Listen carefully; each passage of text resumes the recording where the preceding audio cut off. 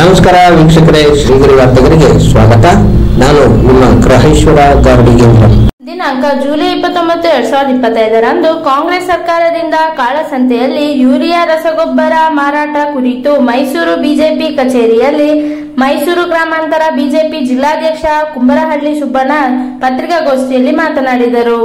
ಈ ಸಂದರ್ಭದಲ್ಲಿ ಜಿಲ್ಲಾ ರೈತ ಮೋರ್ಚಾ ಅಧ್ಯಕ್ಷ ಮಿರ್ಲೇಶ್ ಶ್ರೀನಿವಾಸ ಗೌಡ, ನಗರಾಧ್ಯಕ್ಷ ಎಚ್.ಎಸ್. ದೇವರಾಜು ಹಾಗೂ ಮತ್ತಿತರರು ಉಪಸ್ಥಿತರಿದ್ದರು. ವಿ ಸೋಮಣ್ಣವರು ಎಲ್ಲ ಸಂಸದರು ಹೋಗಿ ಕೃಷಿ ಸಚಿವರಾದಂಥ ನಡ್ಡಾ ಅವರ ಹತ್ರ ಮಾತನಾಡಿ ರಾಜ್ಯಕ್ಕೆ ಎಷ್ಟು ರಸಗೊಬ್ಬರ ಬೇಕು ಅಷ್ಟನ್ನು ಸಹ ವಿತರಣೆ ಮಾಡಲು ಮನವಿ ಮಾಡಿಕೊಂಡಂಥ ಸಂದರ್ಭದಲ್ಲಿ ಈಗಾಗಲೇ ಕೇಂದ್ರ ಸರ್ಕಾರ ಮಂಜೂರು ಮಾಡಿದೆ. ರಾಜ್ಯದ ಜನತೆಯ ಪರವಾಗಿ ಕೇಂದ್ರದ ಕೃಷಿ ಸಚಿವರಿಗೆ ಹಾಗೂ ನಮ್ಮ ರಾಜ್ಯದ ಬಿಜೆಪಿ ಪಕ್ಷದ ಎಲ್ಲ ಸಚಿವರು ಹಾಗೂ ಸಂಸದರಿಗೆ ಧನ್ಯವಾದಗಳನ್ನು, ಎಲ್ಲರ ಪರವಾಗಿ ರಾಜ್ಯದ ಜನತೆ ಪರವಾಗಿ ಅವರಿಗೆ ಅಭಿನಂದನೆಗಳನ್ನು ಸಲ್ಲಿಸಕ್ಕೆ ಇಷ್ಟಪಡ್ತೇನೆ.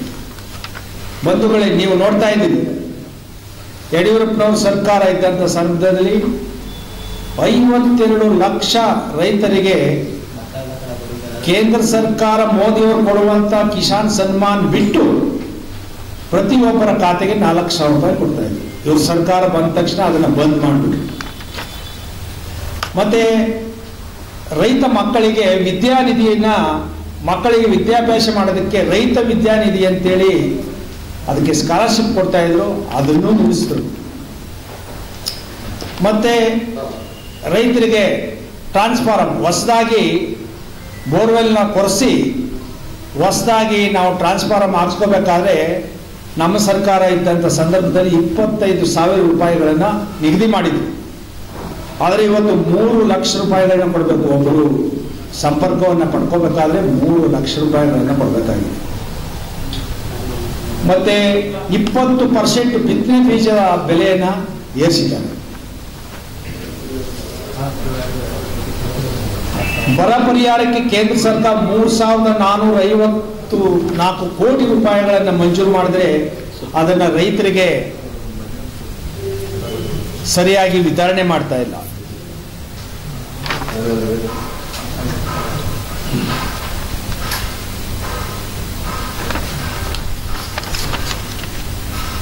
ರೈತರಿಗೆ ಹಾಲು ಡೈರಿಗೆ ಹಾಲು ಹಾಕುವಂತ ರೈತರಿಗೆ ಸರಿಯಾದ ಪ್ರೋತ್ಸಾಹಧನ ಕೊಡ್ತಾ ಇಲ್ಲ.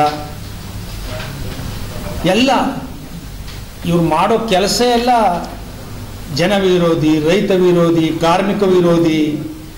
ತಾವು ನೋಡ್ತಾ ಇದ್ದೀರಾ, GST ಸಣ್ಣ ಸಣ್ಣ ವ್ಯಾಪಾರಿಗಳಿಗೂ ಸಹ GSTಯನ್ನು ಹಾಕಿದ್ರು. ನಾವಲ್ಲ ಕೇಂದ್ರ ಸರ್ಕಾರ ಅಂತ ಹೇಳಿದ್ರು ಸನ್ಮಾನ್ಯ ಸಿದ್ದರಾಮಯ್ಯನವರು. ಆದರೆ ಅದನ್ನು ವಾಪಸ್ ತಗೊಂಡ್ರು, ಆದೇಶವನ್ನು ವಾಪಸ್ ತಗೊಂಡ್ರು. ನಾವು ಮನ್ನಾ ಮಾಡಿದ್ದೀವಿ ಸಣ್ಣ ವ್ಯಾಪಾರಿಗಳಿಗೆಲ್ಲ. ಯಾರು ಕೇಂದ್ರ ಸರ್ಕಾರ ವಾಪಸ್ ತಕ್ಕತ್ತ? ಹೇಳ್ದವರು ನೀವೇ, ಕೇಂದ್ರ ಸರ್ಕಾರ ಅಂತೇಳಿ ವಾಪಸ್ ತಗೊಂಡವರು ನೀವೇ. ಯಾವ ಥರ ನಾಟಕ ಆಡ್ತಾ ಇದ್ದೀರಿ ನೀವು ಜನಗಳ ಜೊತೆ? ಮತ್ತೆ ಮೈಸೂರಿನಲ್ಲಿ ಡ್ರಗ್ ಮಾಫಿಯಾ ಏನು ನೀವು ನಡೀತಾ, ಡ್ರಗ್ ಮಾಫಿಯಾ ಕಣ್ಣೆದುರಿಗೆ ನಡೀತಾ ಇದ್ರು. ಹೈವೇ ರೋಡ್, ರಿಂಗ್ ರೋಡ್ನಲ್ಲಿ ಜಗಜ್ಜಾಹೀರಾಗಿ ಅವ್ರು ಮಾಡ್ತಾ ಇದ್ರು, ನೀವು ಕ್ರಮ ತಗೋತಾ ಇಲ್ಲ. ಮಹಾರಾಷ್ಟ್ರ ಪೊಲೀಸ್ ಬಂದು ನಿಮಗೆ ರೇಡ್ ಮಾಡಿದ ಮೇಲೆ ನಿಮ್ಗೆ ಗೊತ್ತಾಗುತ್ತೆ. ಇಂಥ ಜನ ವಿರೋಧಿ ನೀತಿಯನ್ನು ಅನುಸರಿಸ್ತಿರುವಂಥ ನಮ್ಮ ಕರ್ನಾಟಕ ರಾಜ್ಯದ ಕಾಂಗ್ರೆಸ್ ಸರ್ಕಾರದ ನೀತಿಗಳನ್ನು ಧಿಕ್ಕರಿಸಿ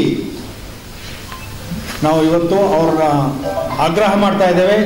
ನಿಮ್ಮ ನಡವಳಿಕೆಗಳು ಸರಿ ಇಲ್ಲ ಅಂತೇಳಿ ಈ ಸಂದರ್ಭದಲ್ಲಿ ಹೇಳಕ್ಕೆ ಇಚ್ಛೆಪಡ್ತೇನೆ.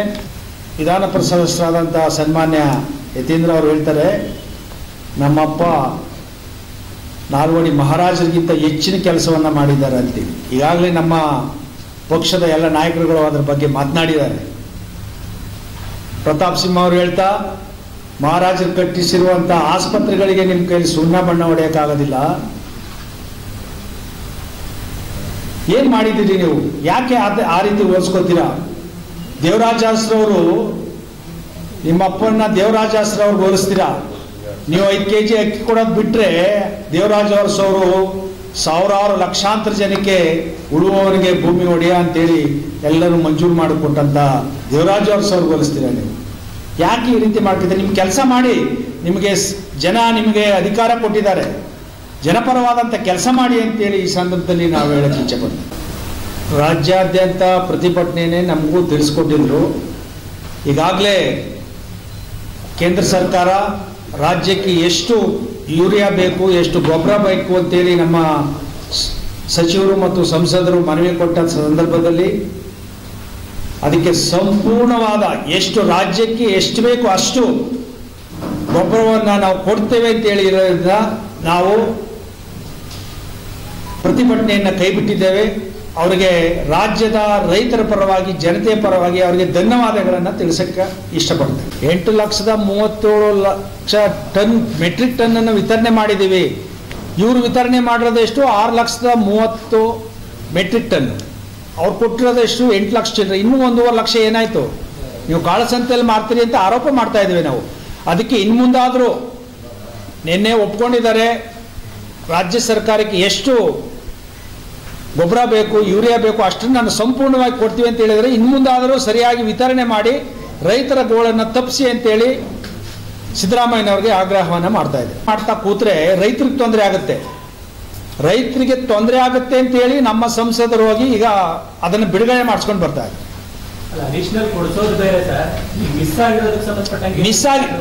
ಮಿಸ್ ಆಗಿರೋದಕ್ಕೆ ಈಗ ವಿತರಣೆ ಮಾಡಲಿ ಫಸ್ಟು. ಅದನ್ನು ಸೇರಿ ವಿತರಣೆ ಮಾಡ್ತೀವಿ ಅಂತ ಹೇಳ್ತಾ ಇದ್ದಾರಲ್ಲ ಅವರು. ಈಗ ಮುಖ್ಯಮಂತ್ರಿಗಳು ಏನು ತೊಂದರೆ ಇಲ್ಲ ಗೊಬ್ಬರಕ್ಕೆ ಅಂತ ಹೇಳ್ತಾ ಇದ್ದಾರೆ.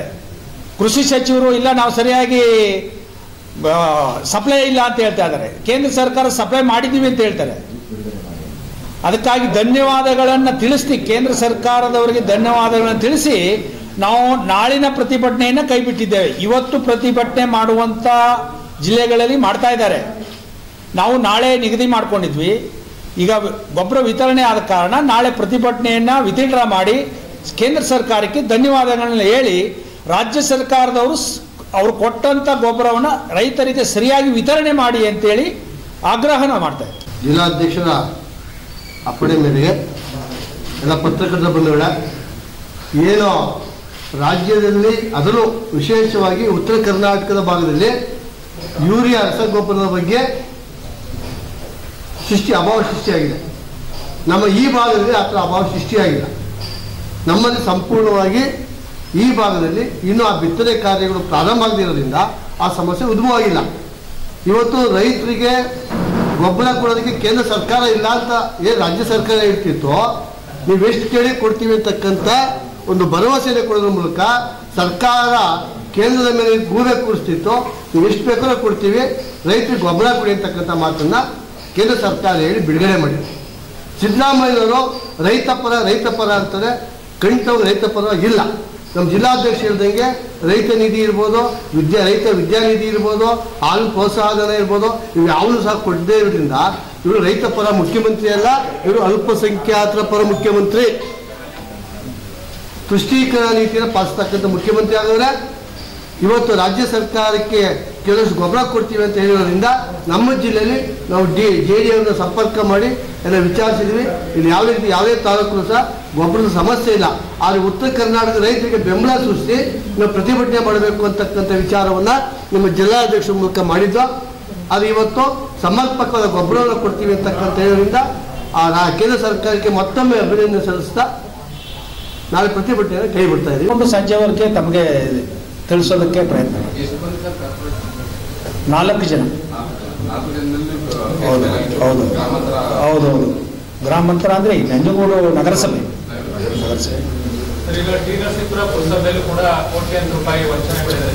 ಹೌದು, ಈಗಾಗಲೇ ಅಲ್ಲಿಯ ಪುರಸಭಾ ಮುಖ್ಯಾಧಿಕಾರಿನೇ ಹೇಳಿದರೆ 40 ಕೋಟಿ ರೂಪಾಯಿಗಳ ಅವ್ಯವಹಾರ ಆಗಿದೆ ಅಂತೇಳಿ. ಮಾಜಿ ಅಧ್ಯಕ್ಷರಾದಂಥ ಹಾಲಿ ಸದಸ್ಯರಾದಂಥ ನಂಜುಂಡಸ್ವಾಮಿ ಅವರು ಈಗಾಗಲೇ ನಮ್ಮ ಪಕ್ಷದ ನರಸೀಪುರದ ಮುಖಂಡಗಳು ಈಗಾಗಲೇ ಪತ್ರಿಕಾಗೋಷ್ಠಿ ಮಾಡಿ ಅವ್ರ ಮೇಲೆ ಈಗ FIR ಆಗಿ ಅವರು ಬಂಧನದಲ್ಲಿದ್ದಾರೆ.